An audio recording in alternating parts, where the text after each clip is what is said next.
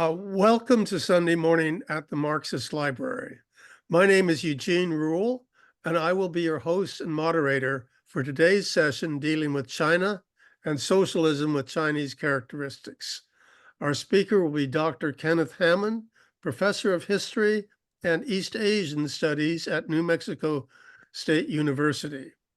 And while you're getting settled, let me tell you a little about our program, which is a project of the Institute for the Critical Study of Society at the Nebel Proctor Marxist Library, or ICSS.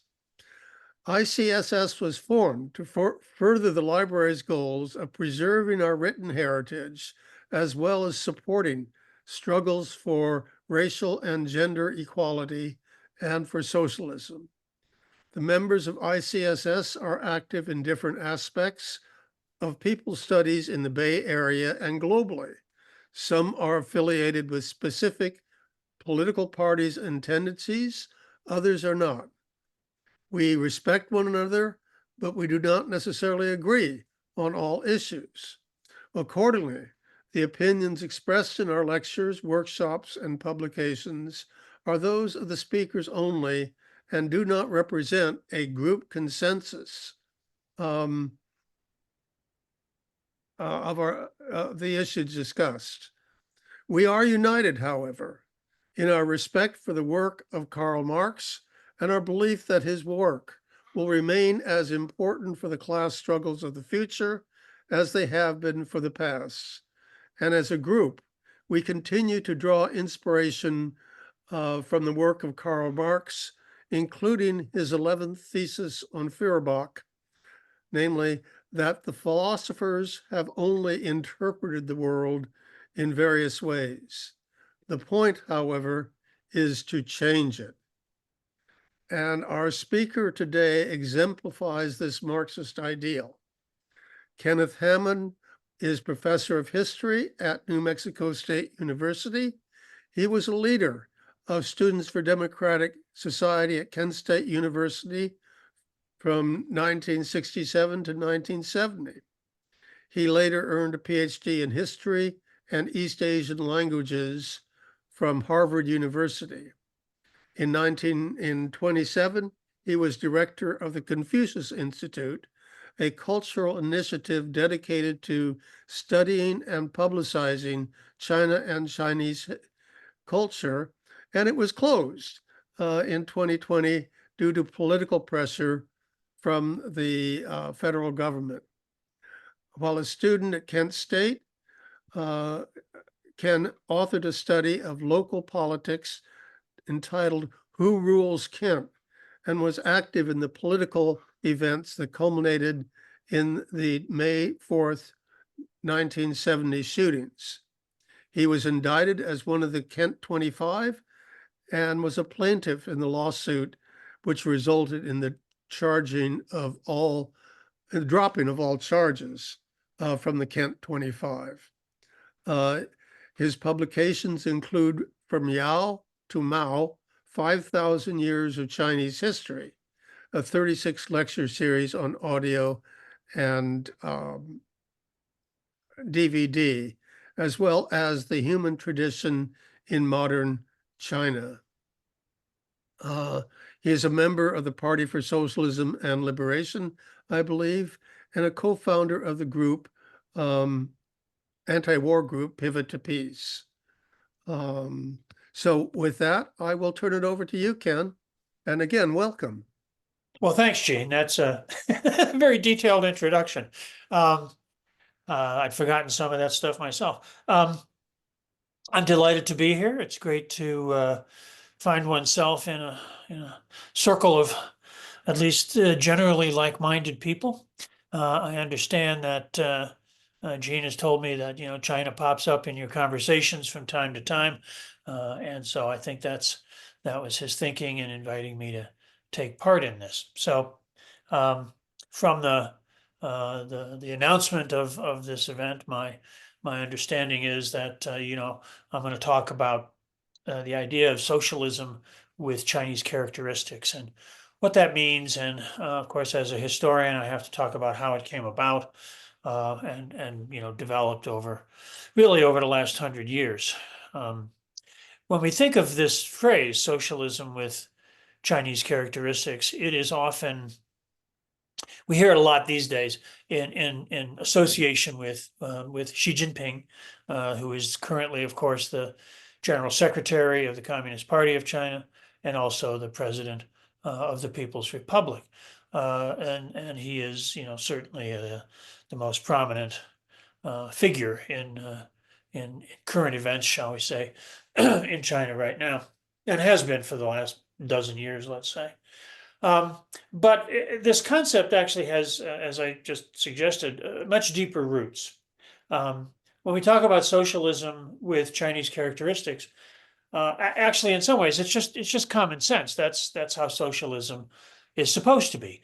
It should be when we have a revolution here. We'll be in the project of building socialism with American characteristics, and Cuba has socialism with Cuban characteristics. So there isn't really, it's not a mysterious thing about this idea, because as Marxists, as historical materialists, I think that we all would accept the proposition that Marxism is a set of theoretical propositions and insights, and in many ways a methodology of analysis. And so, when we apply Marxism, apply the ideas, the I don't know if we want to call them precepts, but the conceptual repertoire of Marxism in the course of revolutionary activity, we have to do that in a way that directly engages with the actually existing circumstances wherever it is that we're working. Marxism isn't some magic formula or some blueprint or some schematic that you just roll out and assemble the components and then there you have socialism. It's something that has to develop in a dialectical relationship between theory and practice. And I think that's a basic concept that most of us, I think, probably go on with or comfortable with.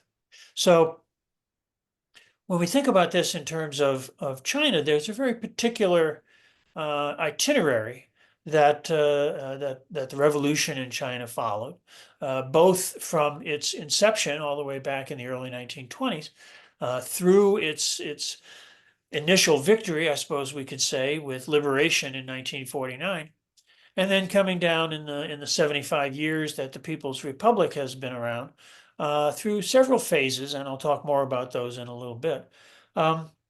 But it's been a constant process of adaptation, of application of Marxist ideas, and of the necessary analysis and investigation of things in Chinese society. This is something that is a fundamental practice, and of course, when we look at the last 100 years in China, we can see the very particular ways, the specific ways in which this was carried out. So I'll just take a little bit of time to talk about the period leading up to liberation, and then I'll spend most of the time taking us through some of the wanderings around, if you will, of the development of post-liberation China and the effort to build a socialist society, a socialist economy, a socialist future, if you will, for the people of China. The Communist Party of China was founded back in 1921. So they just, a few years ago had their big centennial celebrations. And it was founded both by a relatively small group of Chinese individuals, mostly academic or intellectual type people, but a few people from the just at that point developing trade union movement.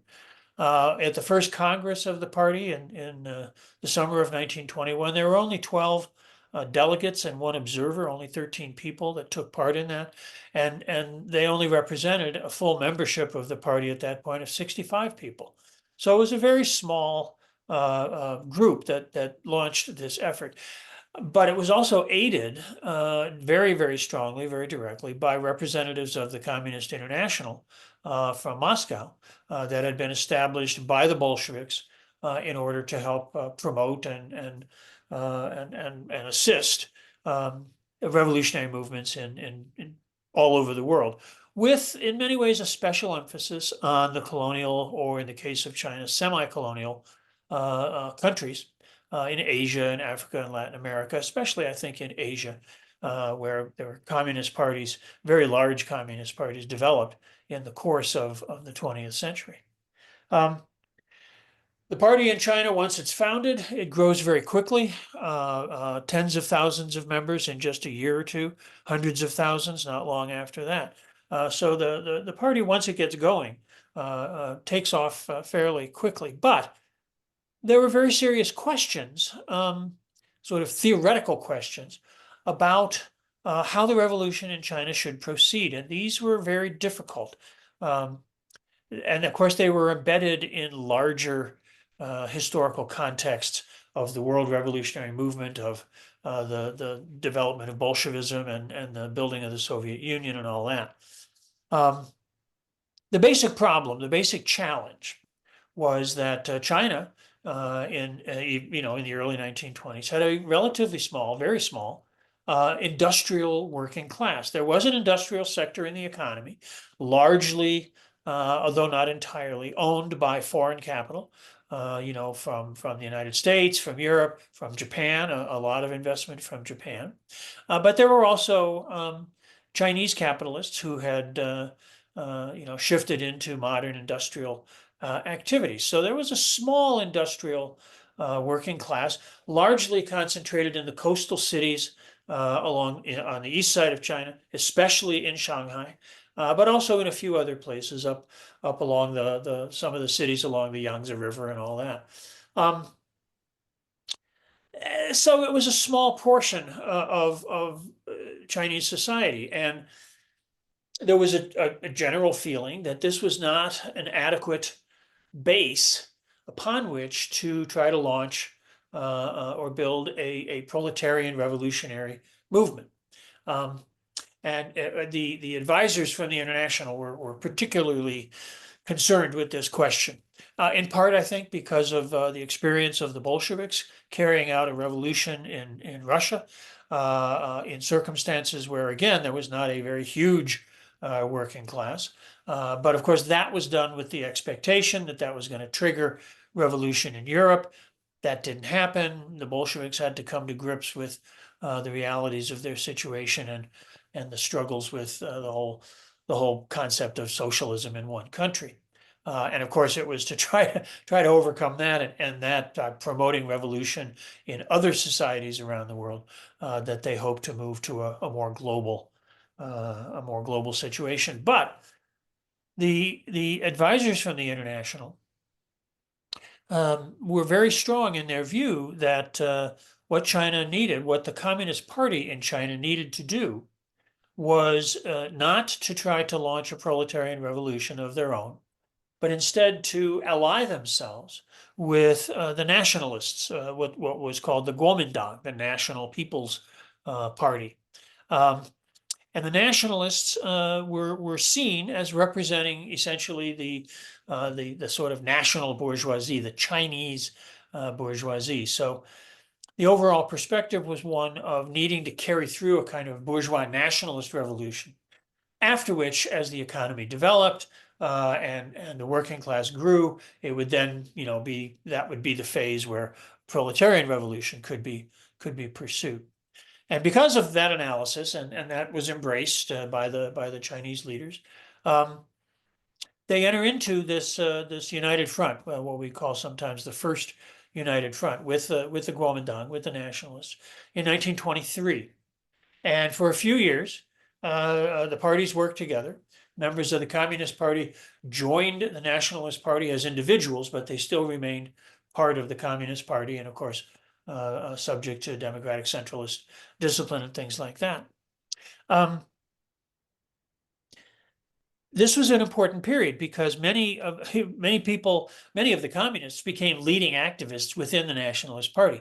The most famous example of which was, of course, Mao Zedong, who, came from Hunan province in central China, and was sent by the Kuomintang to work with peasant unions, farmers unions that were developing in Hunan. And in fact, Mao became the director of the Peasant Bureau of the Nationalist Party. So that's how he got into working in the countryside, and he learned a lot, carried out a lot of analysis, did a lot of investigation of what the material conditions of the Chinese farming society, of the agricultural economy, of the village communities, what were these really like? And he writes, of course, a very famous report on the peasant movement, on the investigation of the peasant movement in Hunan, which he submits to the party in 1926. What Mao's insights were, this was going to become, it took a while, but this was going to become the key to success, to victory for the Chinese Revolution. Because when Mao looked at the agricultural economy in the villages of Hunan and in other parts of China as well, he traveled around as director of the Peasant Bureau to other areas as well. Most of his work was in Hunan, but he was in other areas as well. So he wrote reports on a number of places. He did very careful analysis of sort of the class structure within Chinese society. It wasn't just a simple, binary relationship. There were poor peasants, there were sort of middle peasants, rich peasants, petty landlords, great landlords, capitalists, all different kinds of groupings. But he also came to understand that the agricultural economy in China was had historically been and continued to be a commodity economy, a commercial economy, essentially a capitalist economy. China for many centuries before the 20th century had been a highly developed, had a highly developed commercial economy, a kind of early commercial capitalism with commodity production, vast networks, excuse me, of circulation of commodities, markets all over the country, very intense in some areas, especially the East Coast and the Yangtze Valley. But the economy as a whole had been reshaped over many centuries as one in which production for the market, commodity production, the valorization of invested capital was the basic dynamic. And what that meant was that in looking at the agricultural economy in the 1920s, what Mao saw was that large numbers, and certainly not everyone, but large numbers of the peasants, large numbers of the peasant population, were people who had no means of sustaining themselves other than selling their labor power in the market. They would be hired sometimes, have long-term employment contracts. Some of them, were seasonal workers. Some of them were even day workers. They didn't own their own land. They didn't own their own means of production. What they had was their labor power. And he characterized them in the report on Hunan and in several other of his investigatory reports in the 20s as rural proletarians or agricultural proletarians.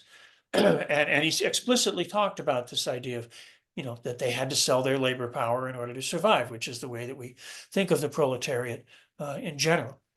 That meant, that insight meant that if workers in the countryside could be viewed as proletarians, and you had the industrial proletariat in the cities, small though it might be, it was logical that these two proletarian forces should work together and should be the driving power of the revolution.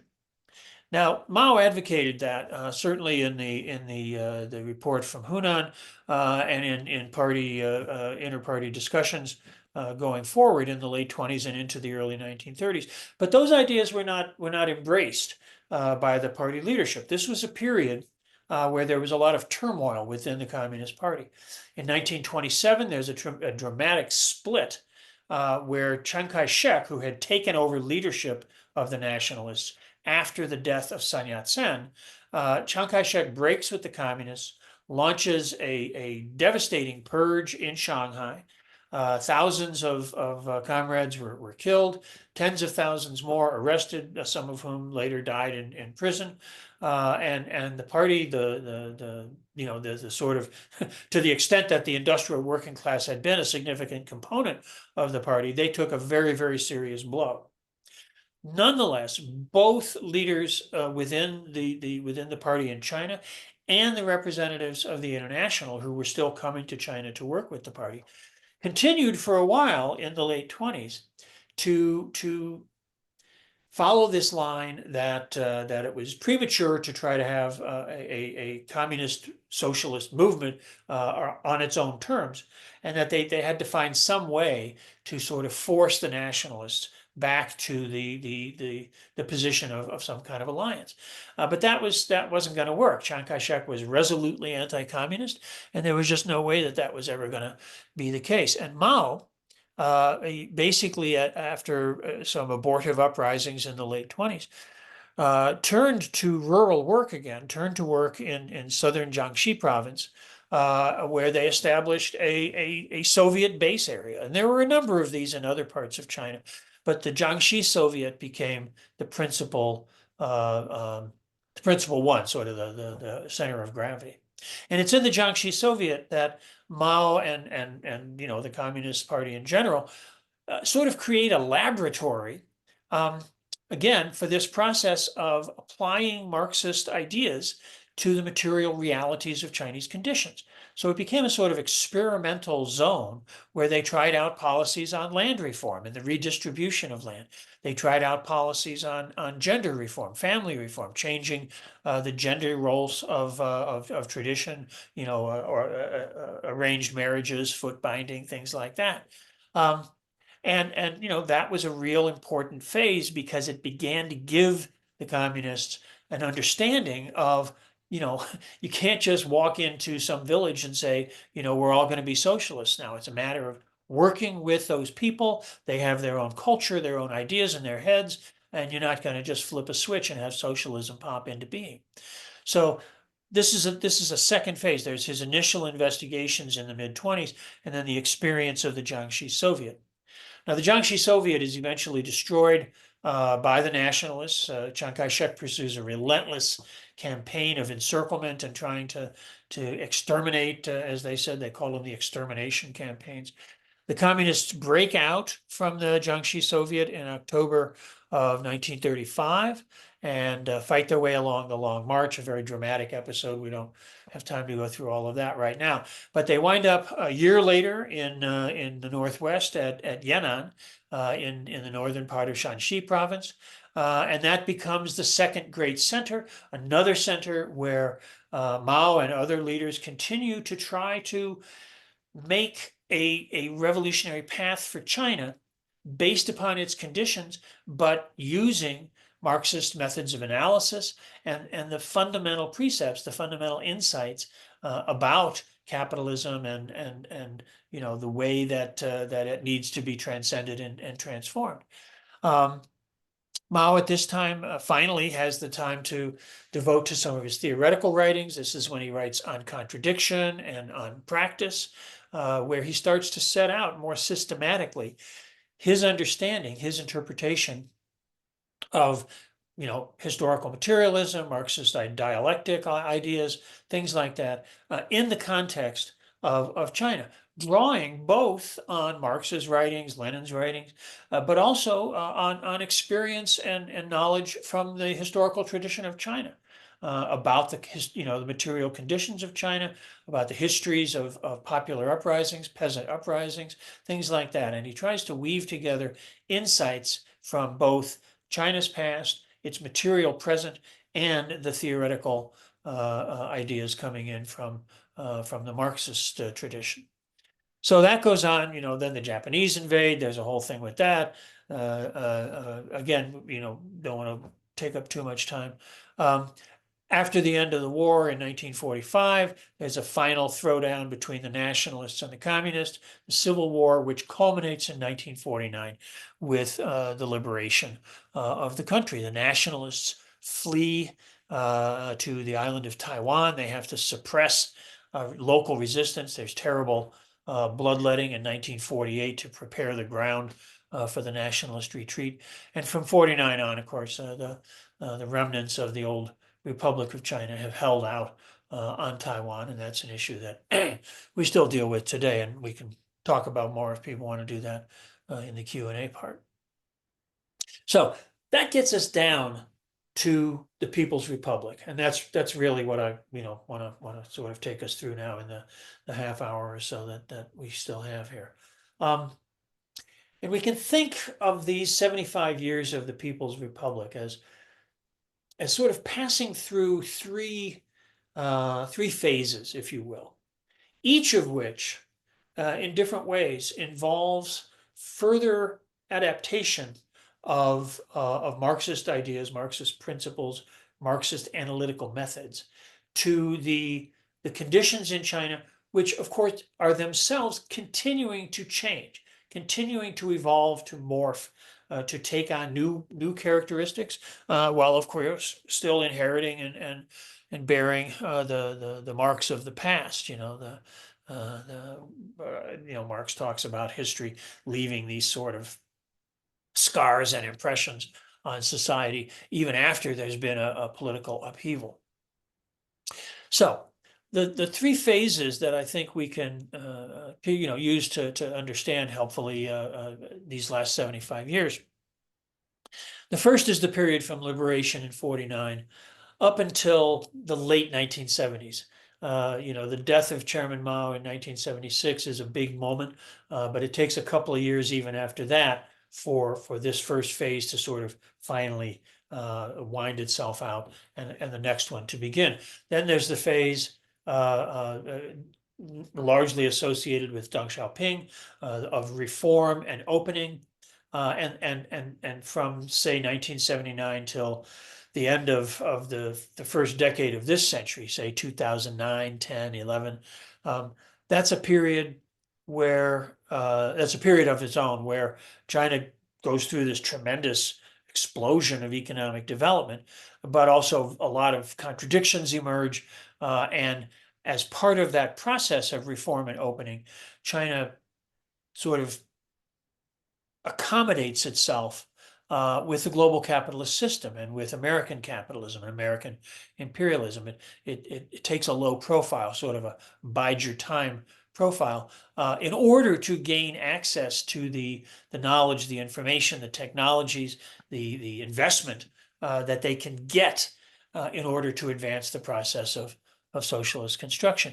That phase comes to an end around 2011, 2012 in two ways. One, of course, is Obama's pivot to Asia, which is his abandonment of the idea of working with China and his embrace of a much more hostile and aggressive attitude towards China.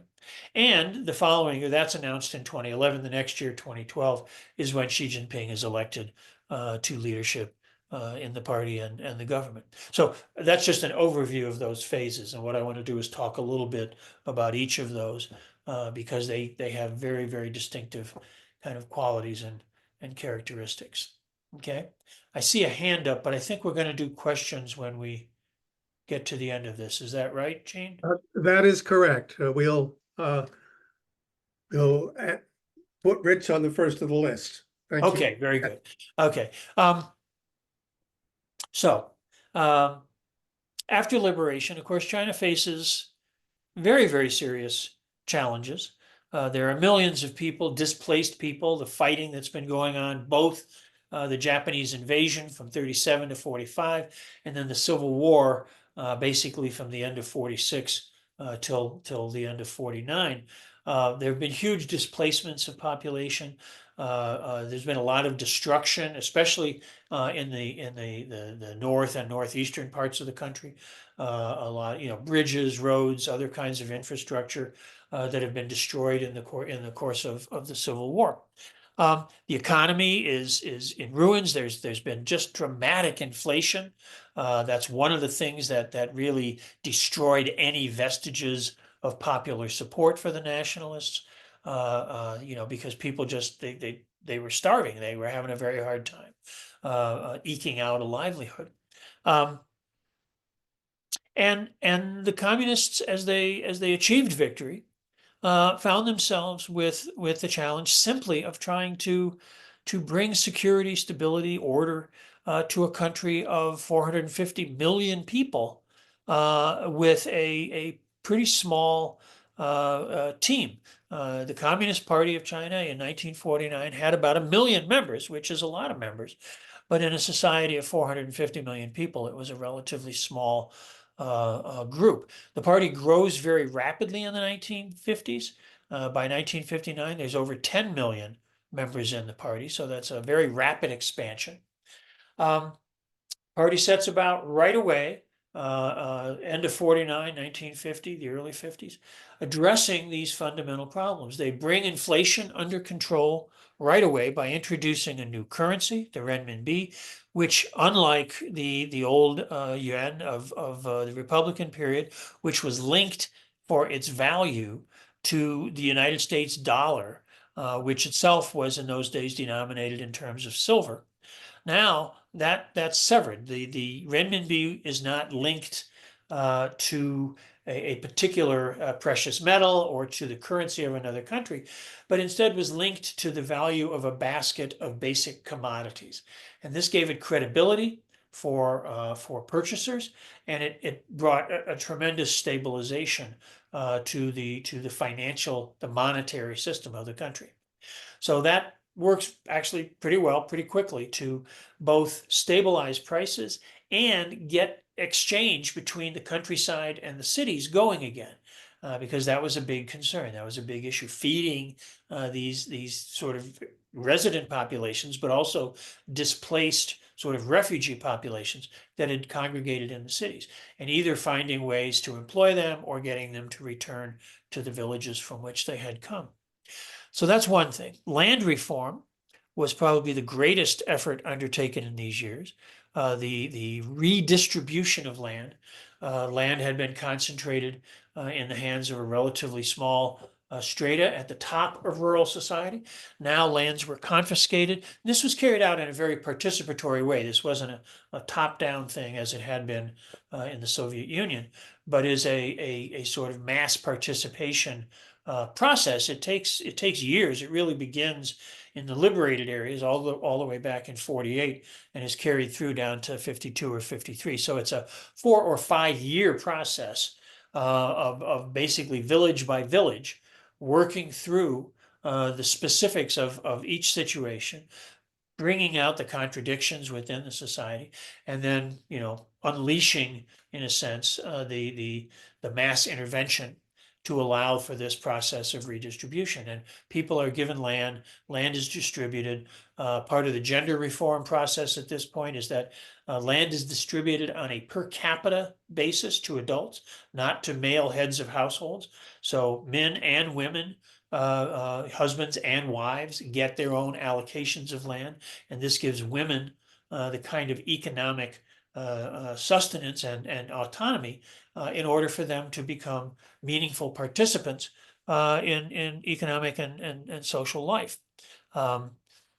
This had been one of the challenges of dealing with gender issues earlier, was the problem of viability for women on their own, and now that's addressed to a significant extent through this distribution process of land reform. And they also undertake the process of transforming the urban industrial economy, both of transforming existing enterprises, getting them back up and running, which is initially done under the ownership of the private capitalists who had built up these businesses, these production capabilities. But then over a multi-year sort of trajectory, bit by bit, first cadres from the party and the government go into the enterprises and work in tandem with the owners. And then eventually, by the mid-1950s, the owners, excuse me, are basically bought out.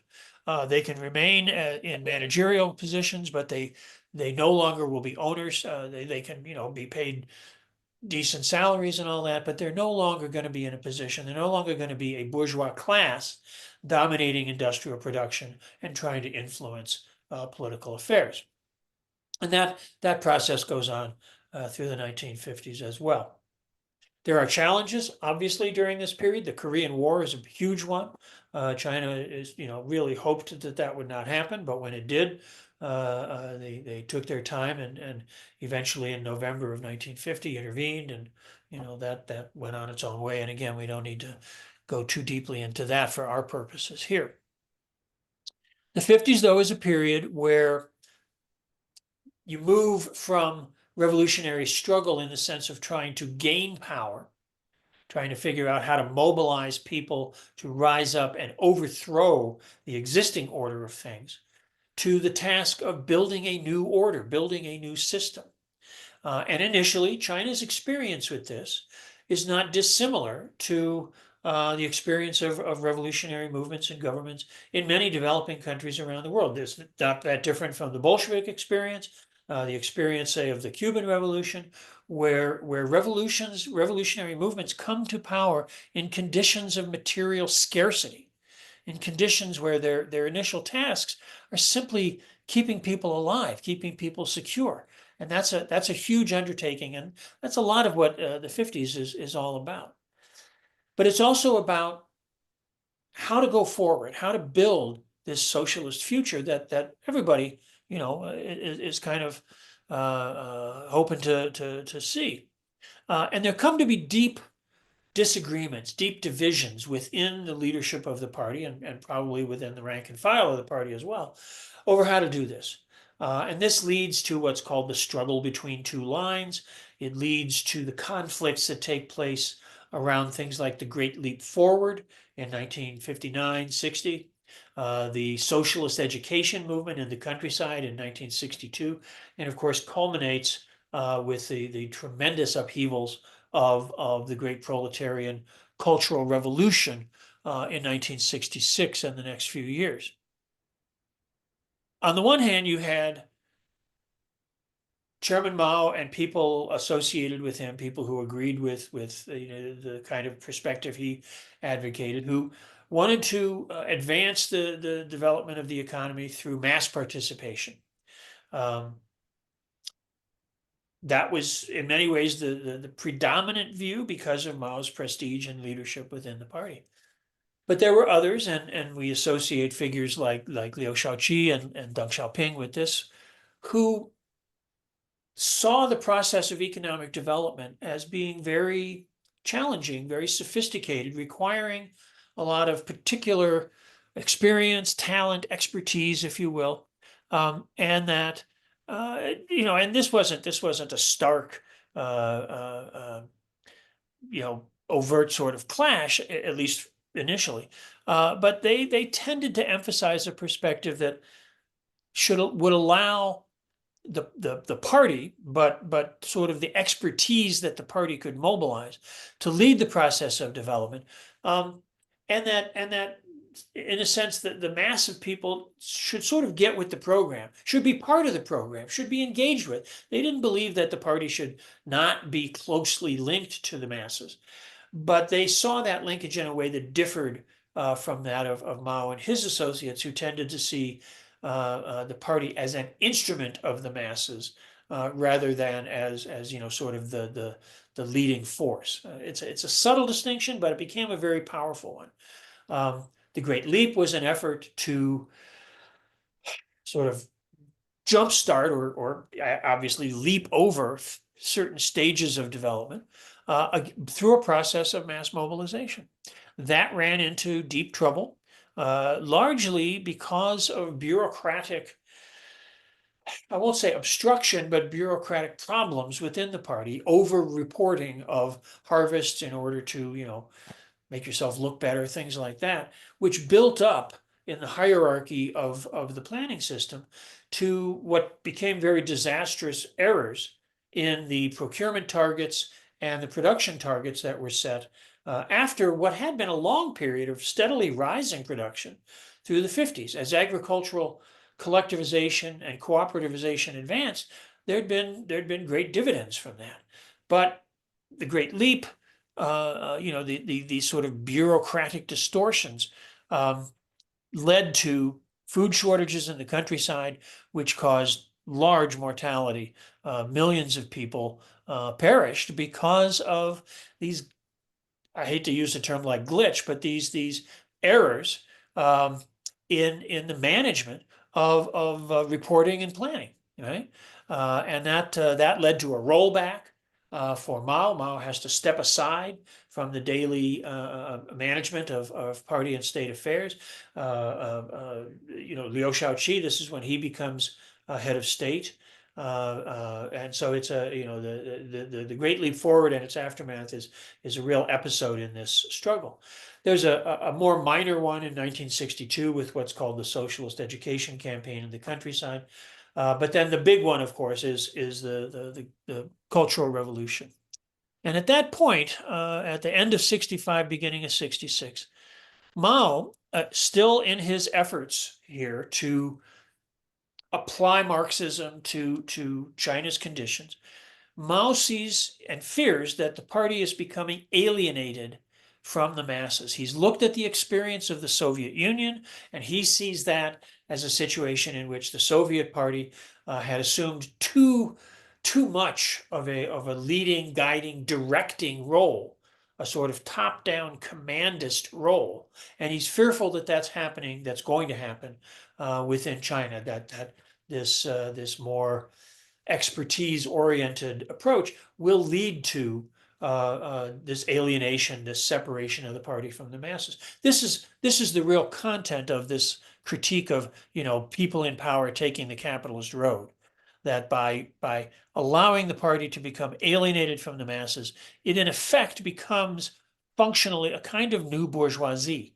And that was the concern that Mao and his associates, his allies throughout the party and the government, that they were concerned with. And they launched the Cultural Revolution in order to shake up the party, in order to kind of rattle the bars, and reforge more direct linkages between the party and the masses. That becomes, as Mao in many ways intended. He talks about, great chaos under heaven, and, it's right to rebel against reactionaries and bombard the headquarters. He has all this kind of rhetoric. But it's pretty clear that the Cultural Revolution did a lot more than just shake up relations between the party and the masses.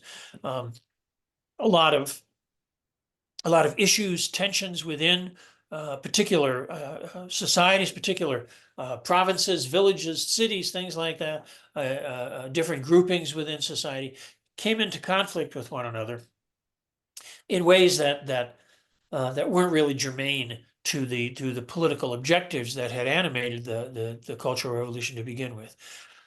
That is fairly quickly brought under control by 1968, the beginning of 1969.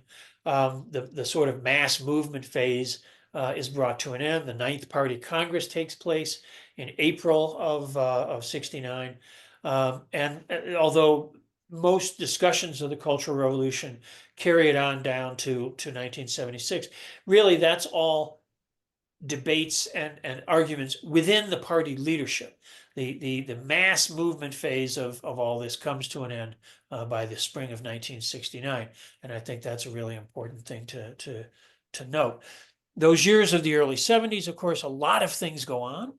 Probably the most important, the opening to the United States, allowing Richard Nixon to travel to China in 1972, February of 72. This again, we can see this as part of this ongoing process of investigation and analysis and trying to dialectically understand, what's going on in the contradictions facing China. And the fundamental shift here is from what had been a very close alliance with the Soviet Union back in the 50s, when the Soviets provided massive aid and assistance to China in its development. They split in 1959 to 60 over the issues of the Great Leap Forward and other things.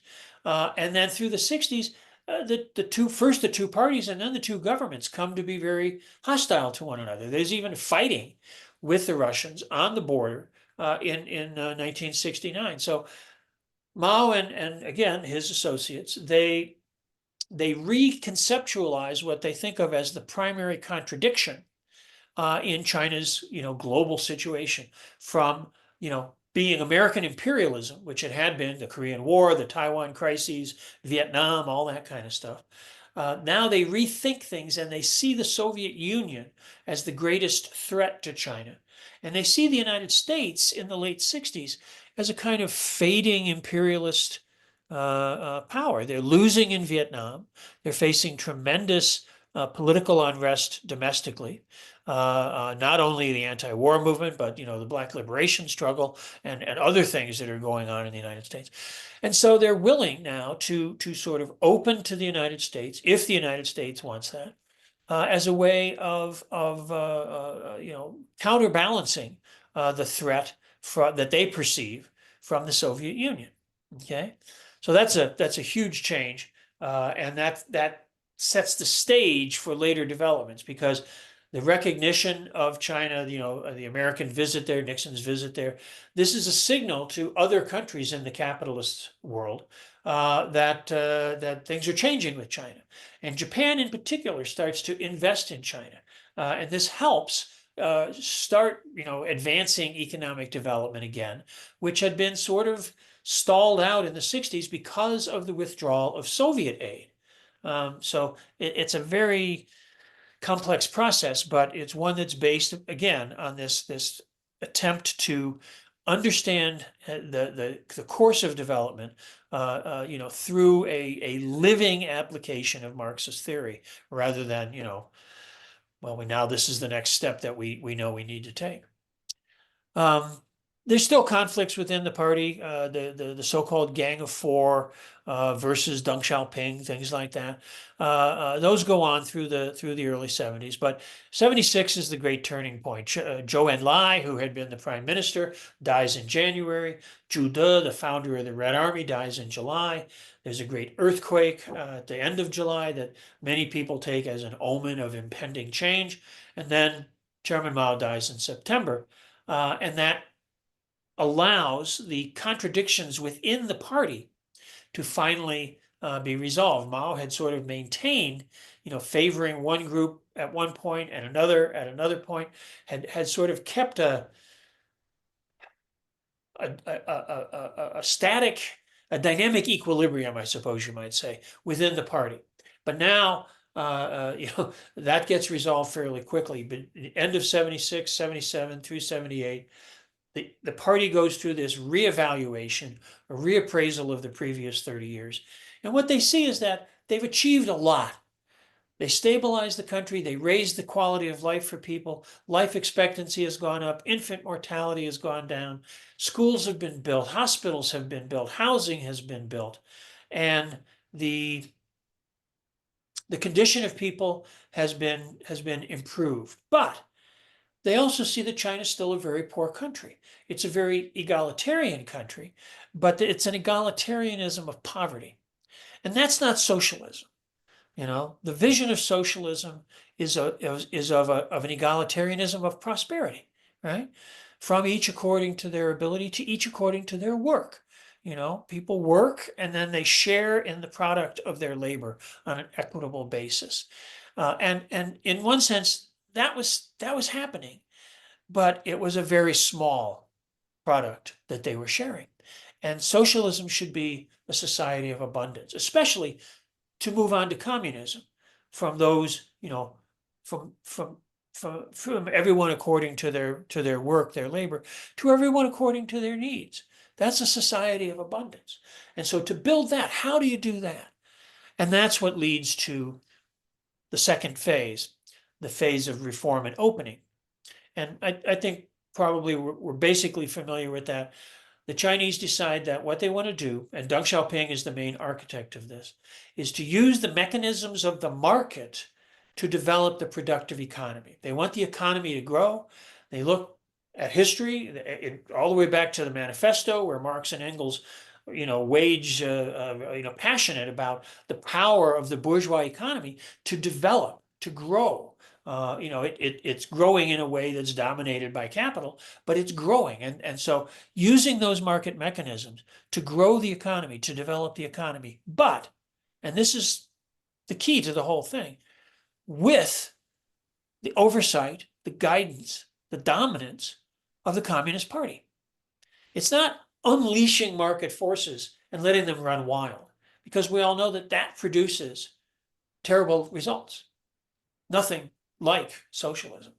But China has a communist party. It has a communist government, and they are in a position to regulate, to control, to buffer the negative effects that are going to be generated. And they understand that using market mechanisms is going to generate contradictions. It's going to generate problems. It's going to generate inequality, for one thing. As Deng Xiaoping says, it's great to get rich. Some people are going to get rich first, right? They acknowledge this. It's going to generate corruption because people in positions of power in the party and the government, they're going to, they may take advantage of that to advance their own interests. If getting rich is glorious, well, they may take corrupt ways to do that. Okay. It's going to generate, we know in retrospect, it's going to generate environmental contradictions. I think they were cognizant of this, but I don't think they understood it as thoroughly as they might have in the initial phases of all this. But they understand that reform, the use of the market mechanisms, is going to generate contradictions. The key is to retain the power of the Communist Party, to retain the socialist core of the economy, right? To retain the ability of the party and the state to regulate and control that process. Recognizing that it's going to be messy, it's going to be rough, certainly for a while. It's going to take time. This isn't something that's going to happen overnight. But this is what they decide they're going to do. And there are great debates in the 1980s about how to go forward. How fast? How do you deregulate prices? These debates, they bring in foreign experts. They talk about the experience of some of the Eastern European socialist states. They also bring in a lot of, guys from America, people like Jeffrey Sachs, who are like, oh, just dump the whole thing, let prices float freely right away, that kind of shock therapy. But they don't take that path. They don't take that path. It's interesting that a lot of the debates, there's a great book on this called How China Escaped Shock Therapy by Isabella Weber at UMass Amherst, where she analyzes these debates within the party in the early 1980s, because it's a classic socialism with Chinese characteristics moment, because they talk a lot about Marx and Lenin and the experience of the Soviets and the experience of Eastern Europe socialist states. But they also talk about traditions of Chinese political economy, going all the way back to antiquity. Writings like those of a figure called Guanzi. Mencius writes about this. They talk about the political economy of reformers like Wang Anshi back in the 11th century.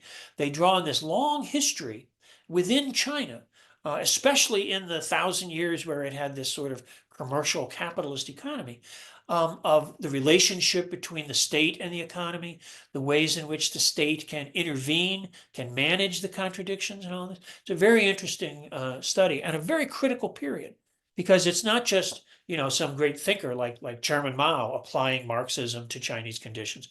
This is a widespread and very dynamic debate within the party and within academic and economic circles in China. And they select various approaches, some of which maybe go a little too far. The price deregulation of 1988 contributes to the unrest and uprisings in 1989 that we all know about. They learn from that. They learn from that experience. There's a period after the suppression of the Tiananmen occupation. There's a period, of course, of isolation and antagonism towards China. But in 92, when Deng Xiaoping recommits China to reform, that passes fairly quickly, and capital begins to flow in again, and the economy. This is the period, the 90s into the first years of the 21st century, when the economy is growing by 10, 12, 13% a year. But this is also the period where they keep their heads down. This is the period, Deng Xiaoping says, to bide your time and build your capabilities.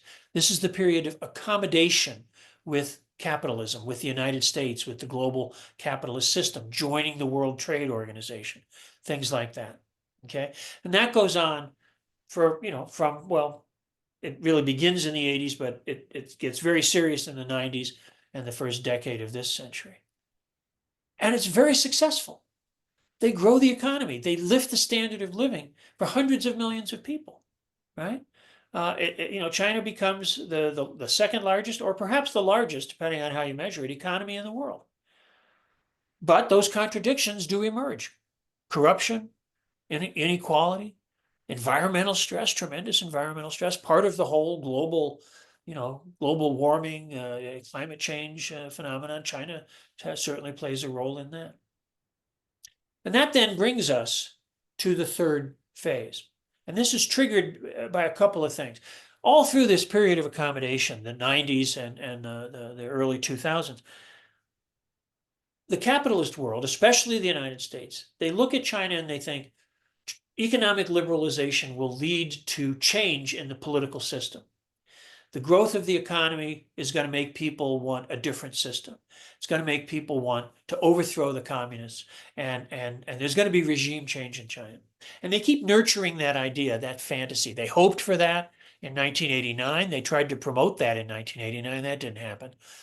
But they keep their hopes up.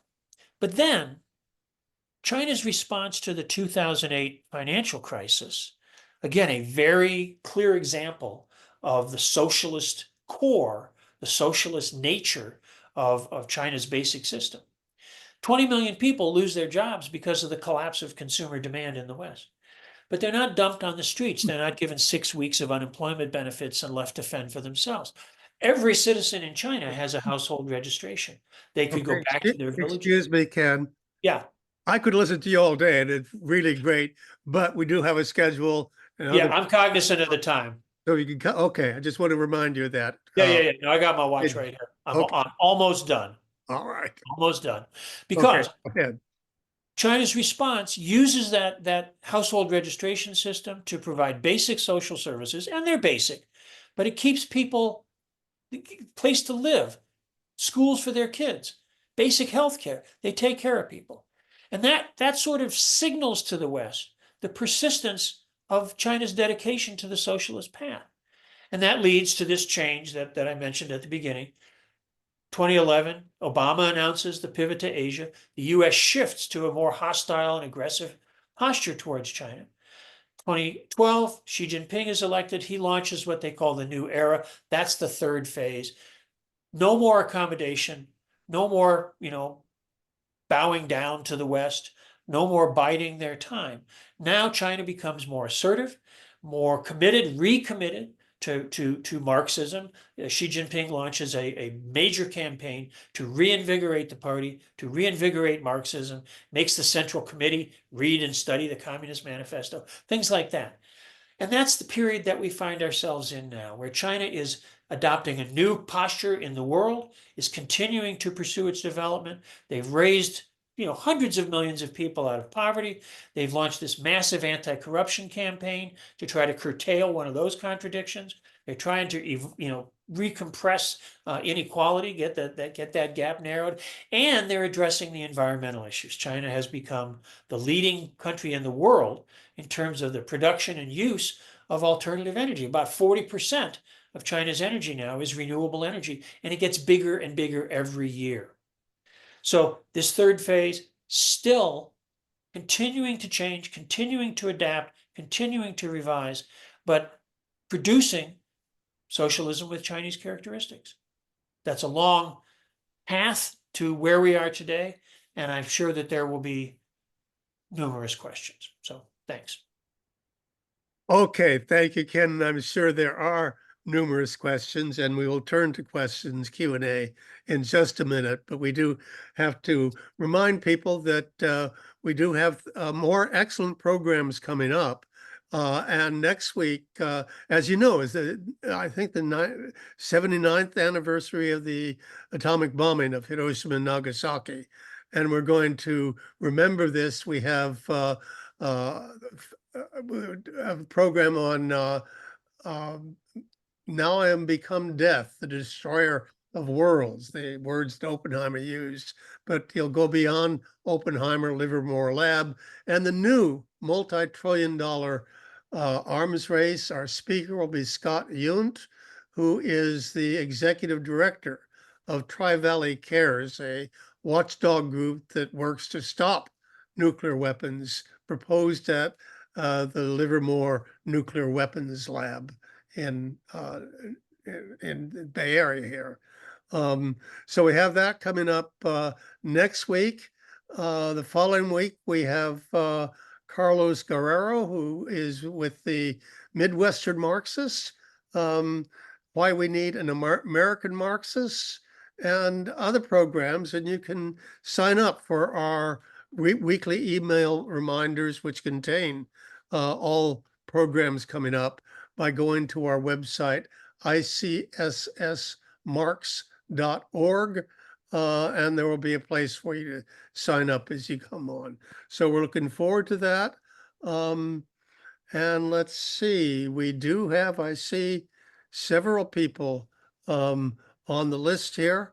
Let me just get out my glasses again.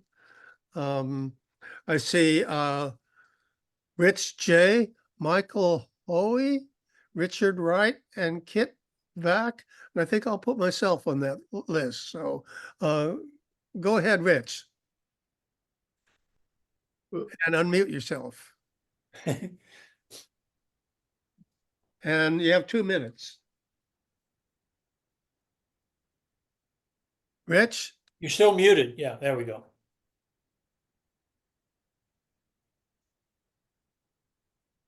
Oh, can you hear me now? Sorry. Now we can hear you. Yeah, that's a little, that mute thing's a little problem for me. Anyway, so, well, thank you very much. I think there's a great over you covered a lot of territory. It's hard to sum it all up, but I want to focus my question particularly on the period from 80 to 2010. I think you used that terminology when I raised my hand. That was right when I raised my hand because it struck not a nerve, but a trigger thing with me. So I have this, I've very rarely talked about this in public or with friends even, but I use the word, when people complain about the process that the Chinese went through to raise people out of poverty and all that, the whole thing, and to build a great productive capability that is challenging the U.S. now, like you said, where it's behind my head, whatever, I can't measure that kind of stuff. So here's my thing, and I'm realizing when I was thinking about this for the next 15, 20 minutes that you were still talking that, I'm starting to see the weakness in my expression. But when people get crazy and criticize the Chinese for what they've done, how they've done it, I say, well, to me, what they're doing is, to me, a relatively unavoidable process that needs to be gone through, which typically is known as capitalist development, where in order to get the productive capacity, in order to get the people trained and through the years, a life of 1 or 2 generations of people to be able to develop this capacity. So I call it the proletarianization of the Chinese working class, but in your words, under the leadership of the party the whole time. So I always say that. But so then I started to realize in order to have a proletarian, you have to have a bourgeoisie. Well, I don't think the Chinese have a bourgeoisie. So you see what I'm saying? Is that really we go through this terrible process of being proletarianized for decades and decades. And I want to finish this. And then we start to realize the price we're paying, both within the United States. We can name all the people who have suffered dramatically: Native Americans, African Americans, people of color, the whole, and all the way back even to the Black Irish and all. Incredible suffering. But it's at the minutes, end, Rich, it's 2 minutes. it's at the end we have this capability to produce. And then comes along China, which takes over the production of much of what's being produced now. Yeah. So I guess I'd just like you to comment about that. You actually did a pretty good job already after I raised my hand, but whatever you think about it. Yeah, well, I think briefly, I think that China does not have either a bourgeoisie or a proletariat.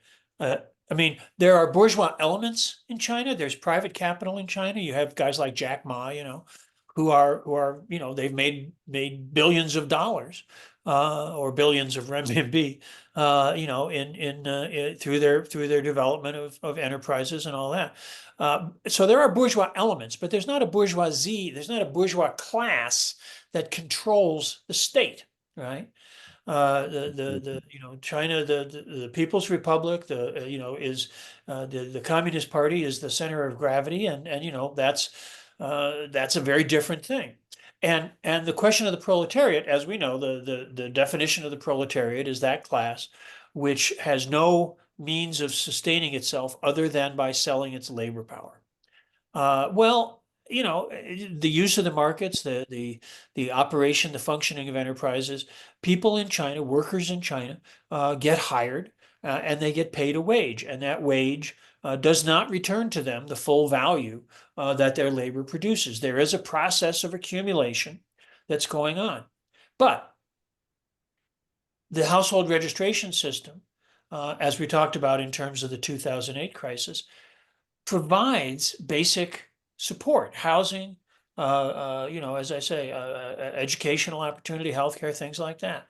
So people are selling their labor power when they're selling a part of their labor power when they are employed, particularly if they're employed by foreign corporations. But that process of accumulation is not primarily one of accumulation for private consumption. It's social accumulation, and it's the building up of that social accumulated product that has allowed China to do things like the final push against absolute poverty that they celebrated back in 2021, when they finally brought the last super poor people up to a more reasonable standard of living. That's a reallocation of socially accumulated wealth. A lot of the investment in alternative energy wouldn't be possible in a capitalist economy, as we see here in America.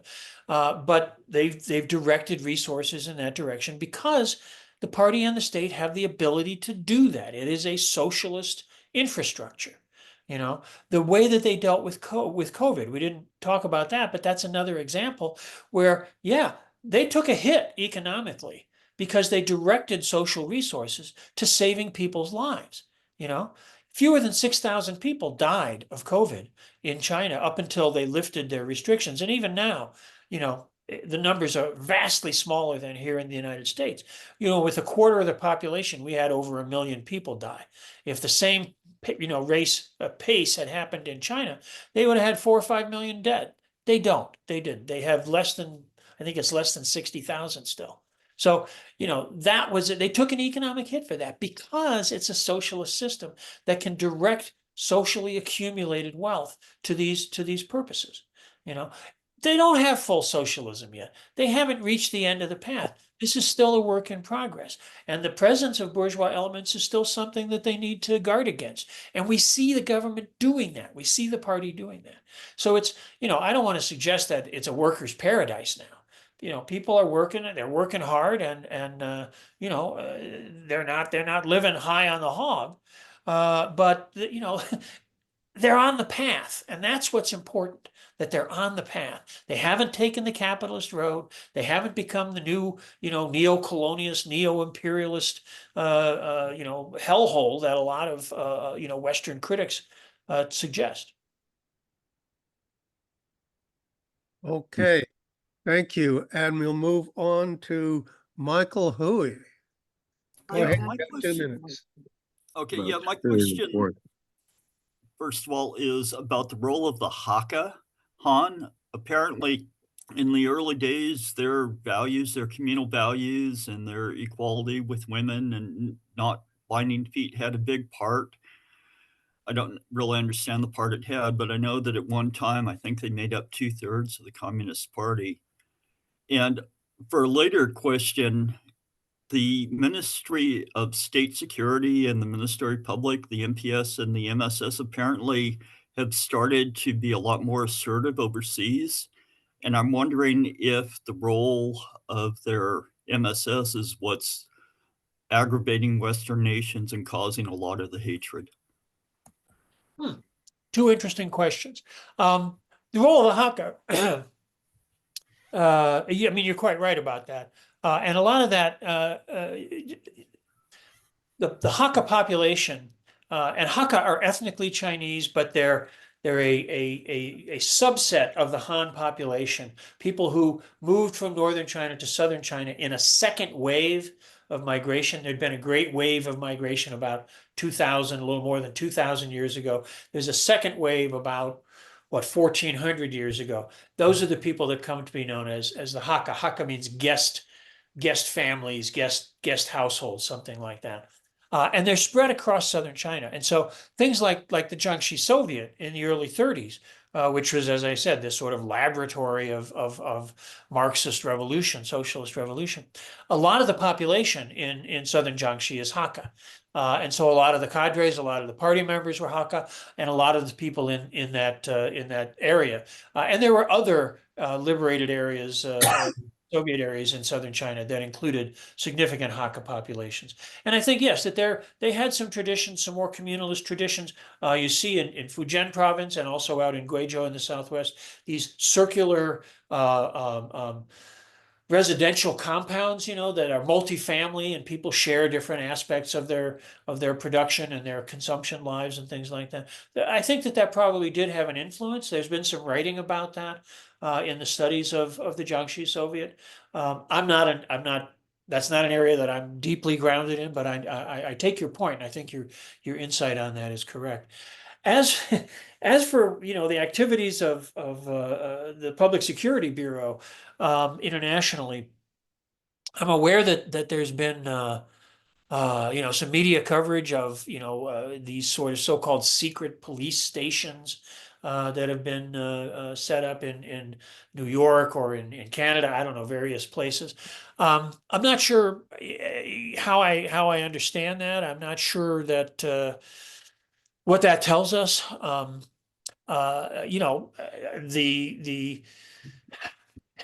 The United States certainly operates a vast international collaboration with police forces around the world. We have things like Interpol and all that.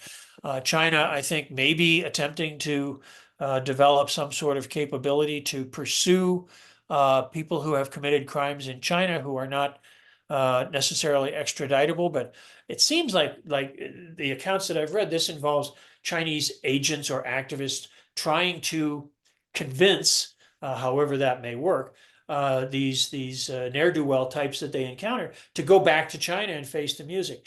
I'm not sure how extensive that actually is and how much of that is a matter of a few situations that have been blown up by the media. That's an area that I can't provide a lot of insight to, but I retain a generally skeptical attitude towards these kinds of accounts that we hear about.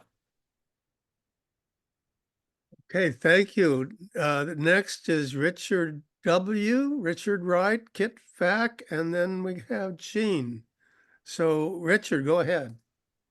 Yeah, thank you for your presentation. It was really interesting and pretty comprehensive. Couple of quick comments before I ask my question here. One is one of my favorite stops on my way to out west is in a little Mesilla village outside of Las Cruces. Yeah. Double Eagle and it comes to mind. And yeah, that's actually where I am. oh, is that right? Yeah, it's Yeah, nice. I'm in Mesilla Park. Yeah. The other thing is that when she's talking to me, which she's not right now, my girlfriend grew up in Beijing. Was carrying doing the buckets during the Cultural Revolution. Ah, yeah. Her father was apparently a very respected Marxist intellectual, and he was sent to re-education camp. And she tells me stories about riding the railroads 1,000, 2,000 miles to go visit him on a weekend. So, anyways, okay. One of the things that intrigued me was your discussion of the, or I don't think you actually used the term, but I'm kind of curious. Was the so-called red versus expert controversy, or discussion? And I'm kind of wondering, where is that now, or has that fallen by the wayside, or do those discussions still take place? Thank you. I'll just leave it there. Yeah, no, I did not use that terminology, but that's exactly that's one way in which that struggle between two lines in the first phase of the PRC has been denominated or characterized. The Reds being the idea of put politics first, mass mobilization, and all that, versus the experts still dedicated to the idea of building and developing a socialist state and a socialist economy, but doing so in a way that relies more on, a sort of core of technically competent people who should be allowed to go about their business and get things done without, sort of political interference. So it's an issue of whether you put politics first or whether you put, in a sense, development first. And of course, that conflict animated much of those first 30 years.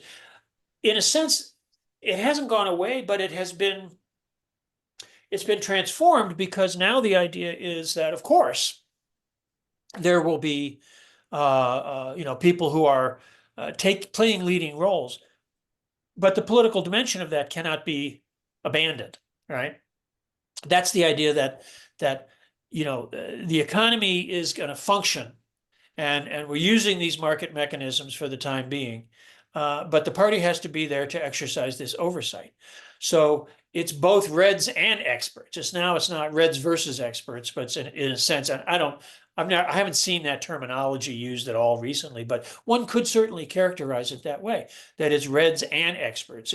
It's the development, the technocratic. I mean, think of all the technological innovations that China is advancing. That's obvious. They've really invested in education, sophisticated technologies, all this kind of stuff. So that's playing a leading role, but it does so within an environment, within a framework where as Xi Jinping says, they can never forget the original mission of the revolution, which is to build a socialist future, transform people's lives, and produce this very, very different world.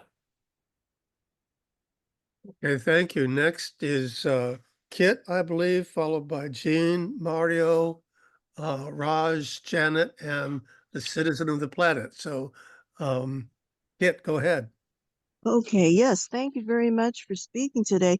And thank you for your very fast overview of China, which shows how little some of us know about China. I like that China severely punishes their corrupt billionaires or millionaires, which is sometimes shocking to hear from our end, because we provide so much freedom and protection for corrupt billionaires here in this country. Let's see. Now, I think Richard Wright started with his question, and it was kind of along my lines, but I'd like to hear more elaboration. We have a friend who also grew up there during that time, and she came to the U.S., but she hated her experience in China. Her mother was a very active member of the party, and our friend is she's more of an artist type with an entrepreneur experience, and it had a negative effect on her personally, and she prefers her life in the U.S. What were the lessons from the Cultural Revolution? What were the mistakes?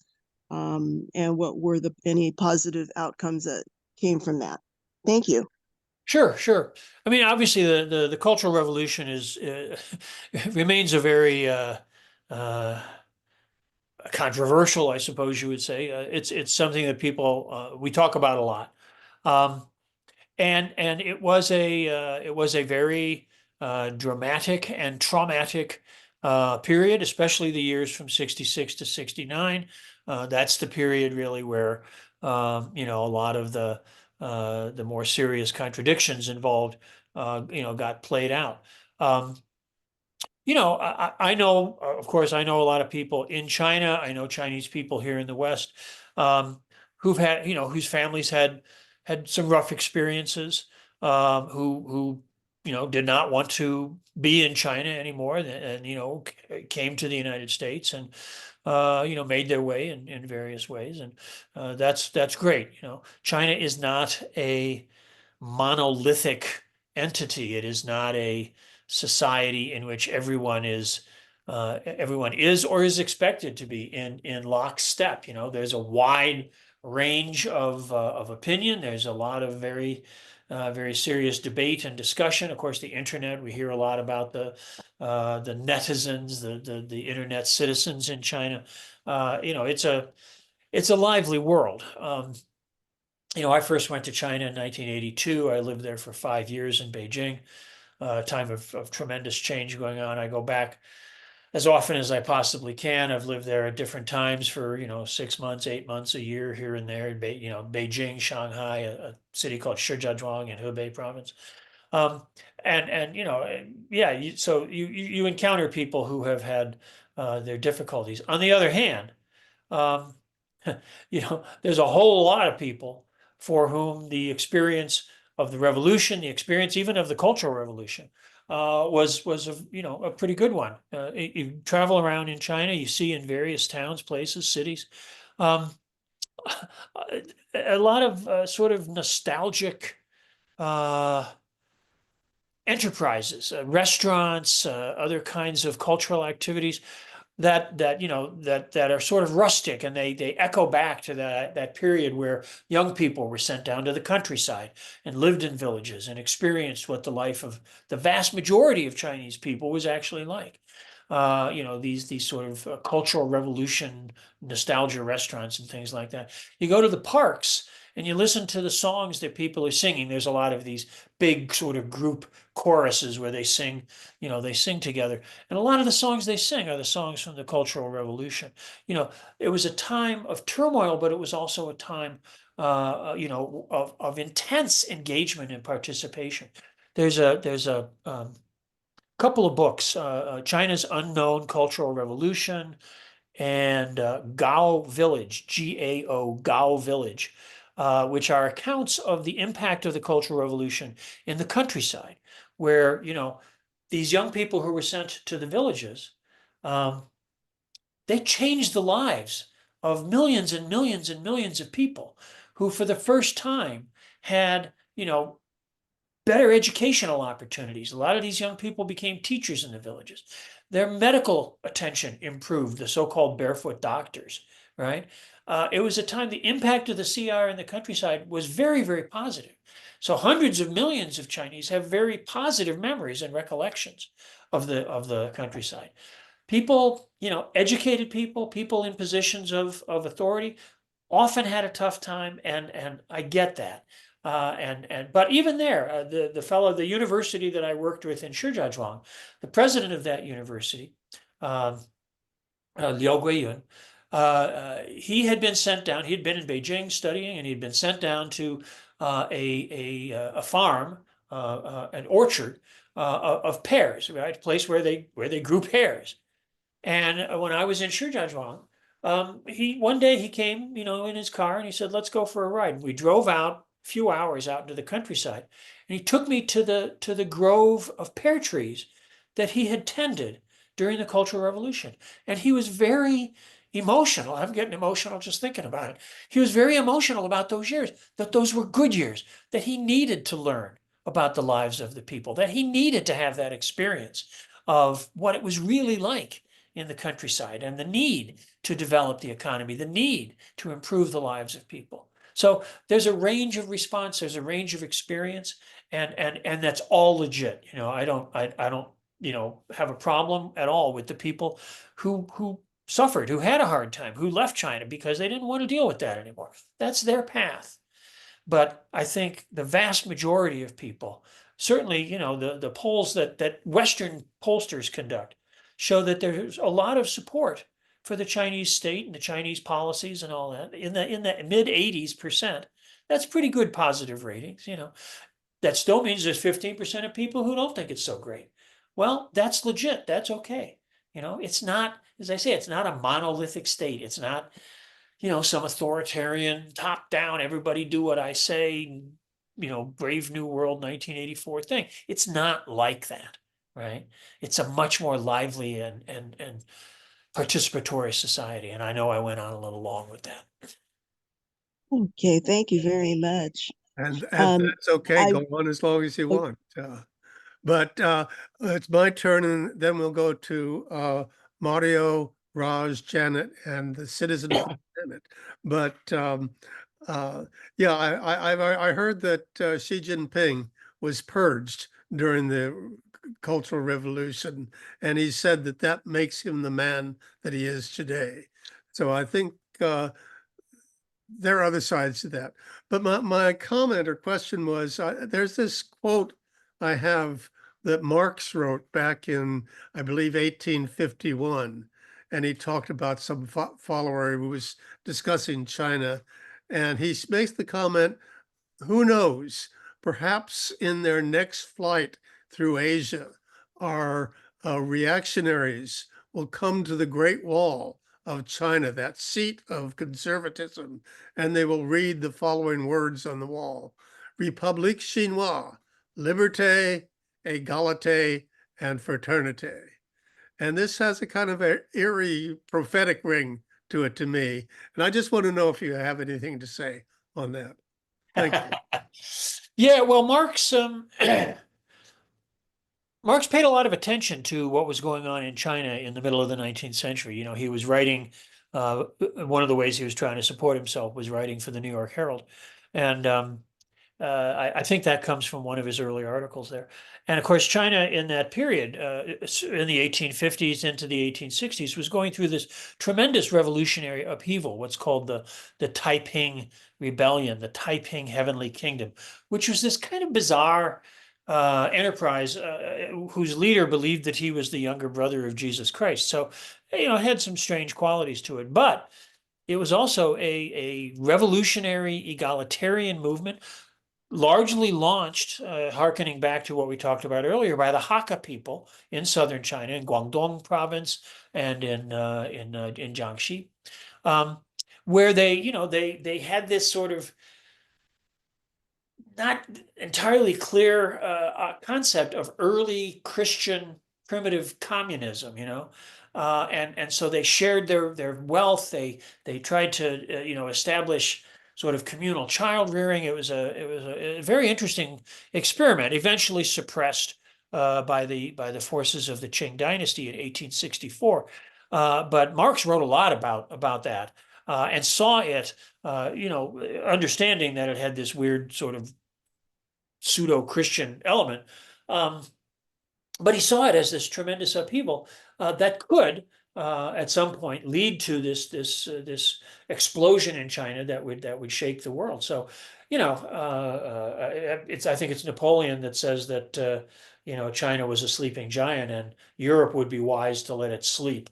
Obviously, Europe didn't let it sleep, and the, you know, history has played out in the ways that we've seen. But certainly Marx had some really screwy ideas about Asia and China that I've written about in Monthly Review. But you know, he certainly got what was going on, the dynamics of Western imperialism in China and the rebellions and the reactions against that, of which the Taiping were probably the grandest. Okay, thank you. And moving on to Mario, I believe. So yeah, thank you so much for your presentation. And I wanted to call out, you know, the U.S.'s role in militarizing that region and creating a very dangerous precedent.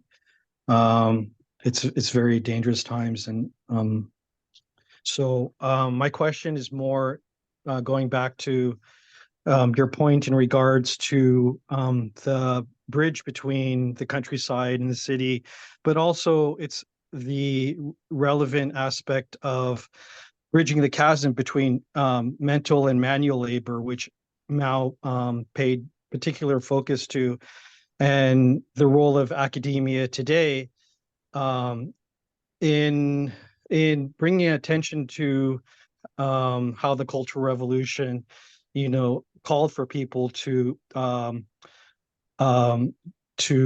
go against the gates of heaven and open up, universities to all people who had an interest in learning about the world and changing the world based on how it is.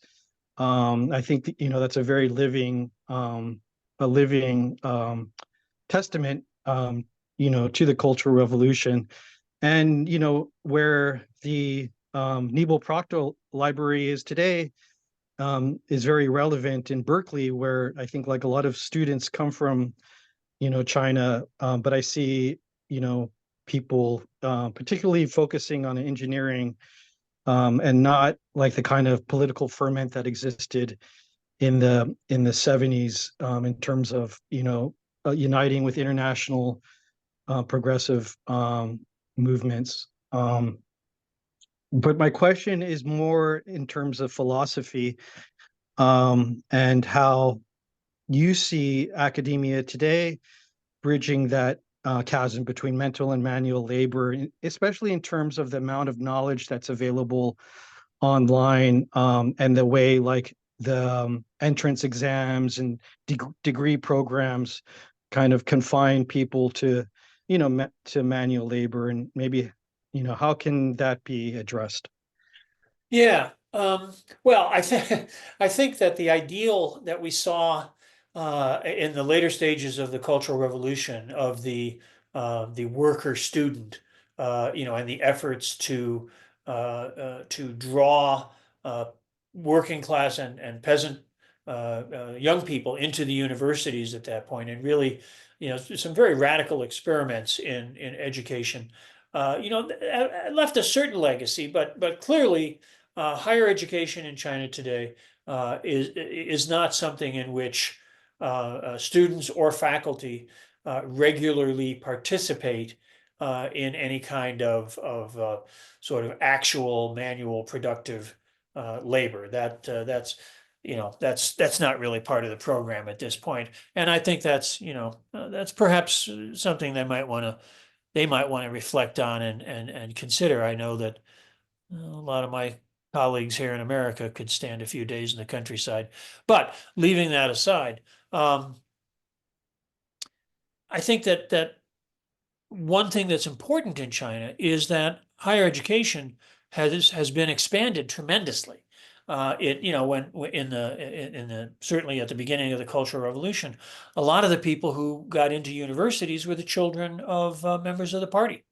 Because they had the opportunities for education and preparation and all that. That did change, and the composition of university student bodies these days is very different in terms of the backgrounds of families. Certainly, wealthy families that have greater resources in China can do more to prepare students, their children as students. But we saw a few years ago, and this continues to be the case, a real move, and this is part of Xi Jinping's overall, idea of the role of the party, to curtail these private tutorial programs, or to make sure that they couldn't be charging fees which would become barriers to ordinary working people having their kids get these kinds of educational opportunities. Private schools, private tutoring companies, all of those got pushed back, got regulated, and the idea was to keep a more level playing field for college admissions. At this point in China, almost 50% of high school graduates go on to higher education.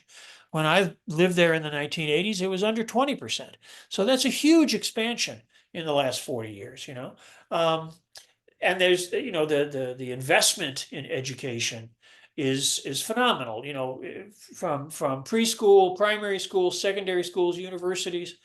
You know, you go to campuses in China, it's amazing. The equipment, the classrooms, it's just phenomenal. You know, America is systematically disinvesting in education and sort of fostering, you know, a more anti-intellectual culture.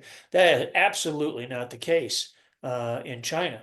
So there's greater access to education, better facilities for education, but it is still it is a very, in a sense, kind of professionalized approach to education rather than one in which people are, you know, putting in time on the factory floor. You know, that's obviously their choice.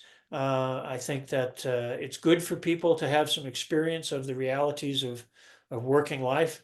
You know, I spent the 10 years of the 70s as a roofer before I finally finished college and you know, eventually got to go to grad school. So, you know, I think that for me, that, you know, years that I certainly had a lot of insight into what it was like for ordinary working people, because I was one.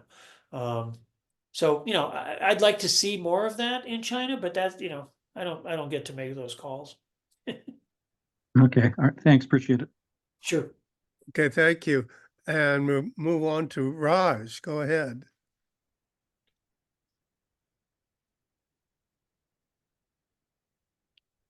You're muted, dude. Unmute, Raj. Unmute.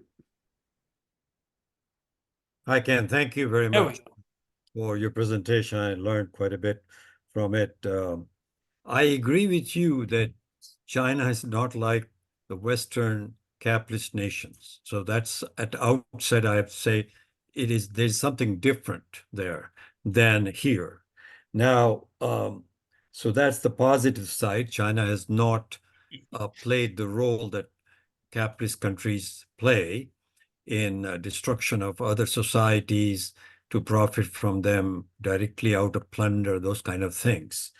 And the system with a capitalist mode of production, which I hope you will agree that China has, managed by the Communist Party, has been there for long enough, at least since about 90 to now. So that's a generation. So that's enough of a proof that it is something different. But there is exploitation of labor. There is a gradation. There are proletarians in China. There are workers and proletarians, you know, it's the lowest section. And there are capitalists who are the beneficiary. The largest number of billionaires today are in China.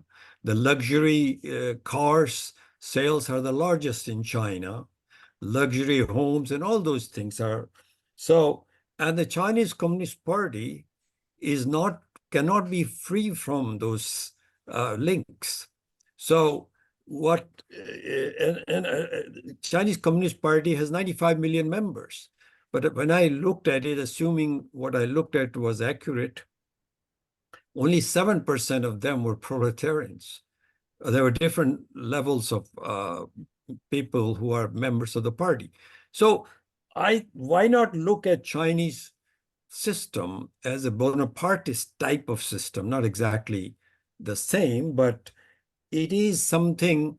It has the beneficiary effect of capitalist investment from the West, and then developing their own capitalism run by a cohesive party, which I think you have to give credit to them that they remain organized.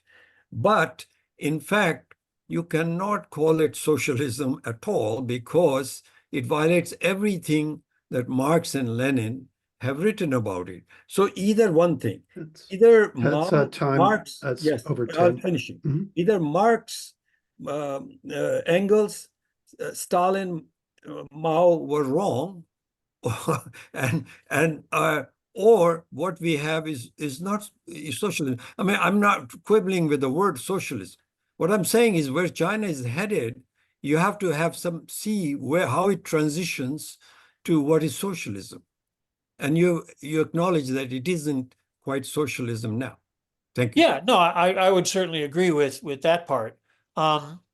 I don't agree that there's a capitalist mode of production in China. I think that, there are markets and there are capitalists, but I don't think that that fully constitutes a capitalist mode of production, because there are also there's also a very extensive component of publicly owned, whether it's the central government or provincial governments or village cooperatives, things like that. There's a very significant sector of publicly held enterprises that, especially in the core of the economy, some of the core industries, the financial system, particularly. I think that the Chinese often refer to what they have as market socialism or a socialist market economy. The terminology, I think, and I think as what you said at the end about socialism is true as well. The terminology gets to be, we don't want to fetishize the names. The names aren't what matter. Yes, there is exploitation of labor. That's, I mentioned that I didn't use the term exploitation, but workers produce value and they are compensated with a portion of the value that they produce. But it's not a fully equitable distribution of that value, because there is a process of accumulation. But I don't think that process of accumulation, not the private accumulation, certainly guys like Jack Ma that have accumulated wealth, all those billionaires that you rightly pointed out, those guys, that's private accumulation. There is an element of that. There is a sector of that in the economy. But there is also the process of social accumulation. And that is consistent with Marx or Lenin. That is consistent with the idea that in socialism, the wealth that is produced, the value that is produced, is going to be allocated, but there's also going to be a need for a social fund, to address issues that aren't addressable on the individual level, if you will. So China certainly has not achieved full socialism. They talk about the idea that maybe by 2030, maybe by 2050, they will be able to say that they've entered the first stage of socialism. It is a long-term process. Chairman Mao used to say that, the building of socialism in China was a project that could take centuries, right? And people saw that as just sort of a rhetorical flourish. But the reality is that the accumulation of a sufficient fund of social assets, social resources, in order to effectively manage the contradictions that emerge, this is something that it takes time, and it's still a work in progress. I think that China is unprecedented. We've never had something like this before, right? You think about the Soviet Union, you think about the socialist states in Eastern Europe, places like Cuba, they have struggled. They all struggled so much to even begin to meet the basic needs. The Soviet Union at its best, in its heyday, in say the late 50s, the 1960s, still, they hadn't produced the kind of material abundance that the Chinese people experience now.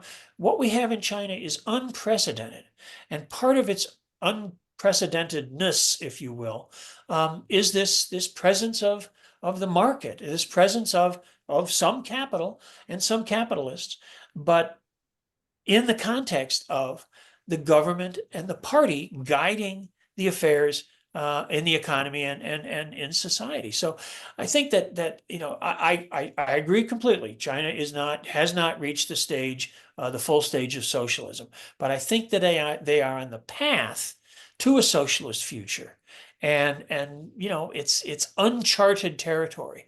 And it's risky, it's dangerous. I'm sure that some of those bourgeois elements would love to take over the country and run it the way that they'd like, so that they could further enrich themselves the way that our billionaires do here. But that's not what's happening. And we see the state and the party pushing back. They're not, they're doing this delicate balance. They don't want to kill the market, but they don't want to let it run wild. And so there's this constant fine tuning, and that's what this whole enterprise of socialism with Chinese characteristics is about. What are the characteristics? What are the things? What are the realities that they have to manage? And it's a monstrous challenge. I'm glad that I'm not running China. Jesus, it'd drive you crazy. But they are on the path, and we hope that they persist on that path. I can't predict the future. Last thing historians should do, but one hopes that that by 2030 or 40 or 50, they're going to be at a point where maybe they can move more towards actual socialist distribution and rein in those capitalists even more. It's a work in progress, and we got to keep our eyes on it. But I think that it is an enterprise that is worthy of support. Ken, thank you. I would like to continue the discussion by email. So if you could let Jean have your email or put Sure. it down here, we'll go ahead because there are others waiting to ask questions. Yeah, Thank you. my email for everybody, my email is super simple. It's just K Hammond, KHAMMOND, at NMSU, my university, New Mexico State University, nmsu.edu. NMSU, yeah. Okay. Thank Thank you. you. Thank you. And we are have about 10 minutes before our mandatory end time. And obviously, we're going to have to ask Ken to come back. But next is Janet, Citizen of the Planet. Norma, and there's Lucy. I don't know. She had her hand up. I don't know if she wants to go, but we'll try to fit as many people in as possible. So I think it's Citizen of the Planet is next. Janet. I was next. Can I go? You can go. Thank you. Okay, yes, thank you, Ken. This was very informative. I have several questions, whatever you have time for. I'd like you to talk a little bit about the Chinese American influence and lobbies in the US around the policies of the Chinese People's Republic. That's first. And then I'm wondering, how is the Chinese government funded as a whole? Like, what is their taxation and how does that work? And more specifically, how is the Chinese military funded and governed? And then finally, but this is probably something you'd need to do a whole separate session on, talking about China's Belt and Road Project and the China-Russia BRICS relationship. So I'll stop there. That's a lot of stuff. Yes. Yeah. Well, give me the first one again. The Chinese American. Oh, right. Okay. And is that, are you asking about Chinese American, the influence of Chinese Americans on the People's Republic policy? Oh, on or on the American policies? Yes. And I know Yeah. it's probably divided, or this. Well, yeah, there are different groupings. There are some very active groups of Chinese Americans who are they're strong supporters of the local authorities in Taiwan, and so they are often rather antagonistic towards the government of the People's Republic, and they have very effective lobbying. They have a lot of support in the Republican Party, but also some in the Democratic Party. But there are also sort of, I would say, maybe neutral groupings, things like Asian American, what is it? Asian American Pacific Islanders, AAPI, groups that are concerned about anti-Asian racism. There's been a lot of violence directed against people of Asian ancestry. And often, many non-Asian Americans don't discriminate very clearly between who's Chinese, who's Japanese, who's Vietnamese, who's Malaysian or whatever. So there's been a lot of kind of indiscriminate violence against Asian people, and I know the AAPI groups are pushing back against that, trying to get measures that'll ameliorate that. There are also some, particularly Chinese American communities, certainly there in the Bay Area, but elsewhere as well, that are very concerned about the U.S.-China relationship and want to influence the American government to sort of lower the rhetoric, lower the tension, and seek a more positive and constructive engagement with China. One of the groups that I work with, Pivot to Peace, is largely composed of Chinese Americans in San Francisco, in LA, and a few other places, New York. So there's a range of engagement and activism and perspectives amongst Chinese Americans, Asian Americans more broadly. And that's basically what I can say about that. Funding the Chinese government, the largest single source of funding for the Chinese government comes from the revenues of state enterprises. The profits, if you want to call them that, the accumulation that takes place in state-owned enterprises. That's the single largest source of funding. There's various, tariffs and other kinds of trade things that bring in a little bit of money. There is an income tax in China, but the threshold for paying it is pretty high. And so the vast majority, I think something like 85% of Chinese households do not pay income tax. Those billionaires, it's interesting. It's a kind of reverse situation. The billionaires pay taxes in China, and most people don't. There's also local governments have tended historically to be funded in part by land sales. That's something that they're trying to curtail, but it's still something that goes on. So there's a variety of ways in which those things are funded. The military has a budget from the central government, and that budget is, of course, tiny compared to that of the United States. It's about 1/8 of that of the United States in a country that's 4 times the size in population. So it's not a huge military complex, but the military, the People's Liberation Army and Navy and Air Force, they also operate some of their own commercial enterprises. And so some of that funding comes from that. That's part of the publicly held economy, but some of it is specifically owned and operated by the PLA. Interestingly enough, they run a lot of hotels and resorts. It's kind of interesting, and they make money from that, and that's not an insignificant component of their revenue. The Belt and Road I'm not going to talk about right now because that's a whole other thing. And I'm almost done with a book that is going to be coming out, I hope in October, that looks at China's changing relationships with the wider world. So I just can't go into that right now. Can you talk more about how the Chinese military is governed?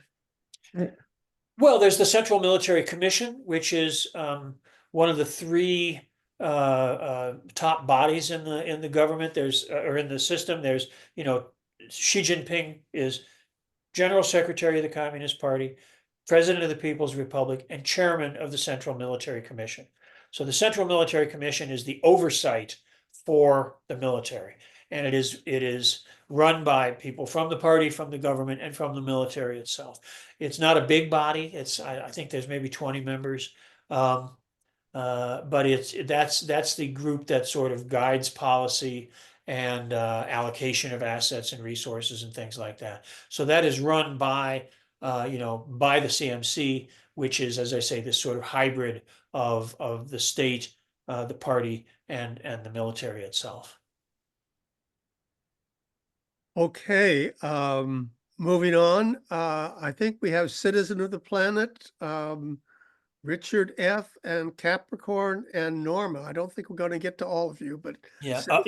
Just briefly, Kit had sent me a note about the email. It's nmsu.edu after the @ not MSU. New Mexico State University, NMSU. Okay, just so people get the right email. Sorry, go ahead. right, okay, you'll probably be deluge with email, but That's right. Anybody whose questions we don't get to now, if you want to email me, I'll try to get back to you as soon as I can. okay, great. Citizen of the Planet, and then Capricorn and Richard F. and Norma, but we're not going to get to all of you. Citizen, go ahead. Yes, this was an extremely interesting lecture, and in fact, I look forward to listening to it more closely a second time when it's archived. So thank you very much. Extremely interesting. I'd like to follow up on some of the things that I believe Raj was addressing. And I want to say I'm not trying to put China down, but just talk about the possible realities of any country versus its stated ideals. So try to go real fast here. I have been in text contact with a couple of Chinese-born longtime friends of mine, and I just wanted to quickly tick off some of the things that they said. And if you have time to respond, that'll be fine. If not, that'll also be fine. Okay, so I just first wanted to say, Jeffrey Sachs always said he opposed shock therapy. He said he doesn't make the decisions that the US government makes on how to carry out its economic foreign policy. So I just wanted to say that. Let's see. So one of my Chinese-born friends says that a society that has billionaires inherently isn't socialist. And I think, Ken, you probably already addressed that. The other thing that she said is, it's a weird capitalist country where a single political power controls the government and many companies, parentheses, state-owned enterprises, in parentheses, to benefit the political elite, while also allowing private businesses and billionaires as well. Doesn't fit our typical Western concept of capitalism, but it sure isn't controlled by the proletariat either. The other Chinese-born longtime friend of mine said, I'm sorry. The woman said, before I go on to him, to do business in China, you have to know the money or the power. And then he said, so he was actually trying to do business in China. Hard to ensure quality, too many people cheating. And then last, I'll add my personal experience. I bought a car audio product from China. Excellent advanced design, super affordable. You know, a product of that design would have cost 2 or 3 times as more from a US or European country. But unfortunately, it came partially defective. And so that was very disappointing to me. Thank you. Yeah, I know we're out of time. Can I take 2 minutes to respond? Why don't you take the final 2 minutes and then we'll have to end. Go ahead. Yeah. Okay. Yeah, I mean, I hear these criticisms. Like, I understand the things that your friends have said. A lot of time, I mean, this problem of corruption, of abuse of positions of power and authority, this is a real problem. It is one of the contradictions that emerge from the use of markets to grow the economy, and that's what the anti-corruption campaign is aimed at. It has sent a lot of people up the river, and there's been a lot of adjustment in the policies and the practices, but it certainly has not eradicated corruption. And so, yeah, I'm sure that people have had various problematic concerns. And, the purchase of goods from China, like on the internet, I think can often be a very precarious undertaking, because you're dealing with a largely unregulated international phenomenon. So I'm sorry about your, the electronic equipment that you got. But I think that I mean, this question, sure. I'm sure that there are many people and people who are very serious and sincere about it, who look at China and say, well, they have billionaires, so how can that possibly be socialism? But the point that I'll close with is what I've already said. This is an unprecedented situation. No socialist country, no country trying to follow the socialist path has ever reached this point before. And so, if what people want is for China to go back to the egalitarianism of poverty that they had in 1979, I can understand that. I can understand that as a kind of romantic ideal. But that's not socialism either. And I think that the idea of this as a long-term project, as a work in progress, as something that still has the chance to fail, but I think is not going to. That's kind of the bottom line. Do we see them as being on the right path? They're not there, and there's challenges. There's serious contradictions still in place. They haven't fully resolved any of them. They haven't resolved inequality. They haven't resolved corruption. They haven't resolved the environmental issues, but they've made tremendous progress on all those fronts through the social allocation of socially accumulated wealth. And I think that that in itself is enough for us to support China, not as I say, not as a workers' paradise, not as a fully realized socialist system, but as a country on the path towards a socialist future. My product was super easy to return though and get my money back. So I just want to say that. Well, that's good. Okay, well, thank you so much, Ken. This was great. We do have to end, and I think either Raj or Alan will close the session. But thank you so everyone for joining us, and come back next week when we will discuss nuclear weapons and what to do about that. So again, thank Gene, you. I'm going to close the session then. Thank you very Okay. much.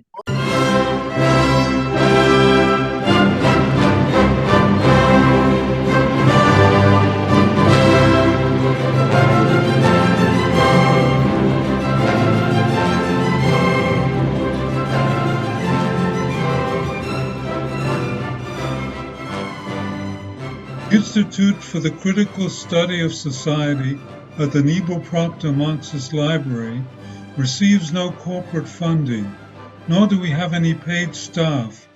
We rely on the support of working class folks that share our commitment to the socialist legacy of Karl Marx. We continue to need funds to meet necessary expenses. Since we can no longer pass the hat at our in-person forums, please send contributions to our treasurer, either online via PayPal or by check. The PayPal ID is ICSS Sunday, SUNDAY, @yahoo.com, and the name is Richard Fallenbaum. And checks may be made out to Richard Fallenbaum and sent to him at 1225 Nielsen Street, Berkeley, California, 94706. Fallenbaum is spelled Fallenbaum.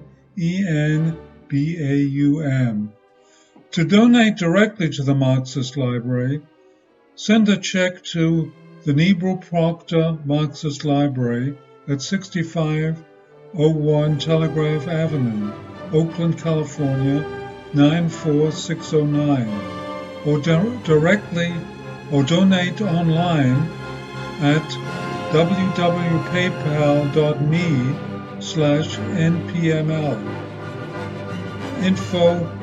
For information, write to npml at marxistlibr.org, and the website is marxistlibr.org.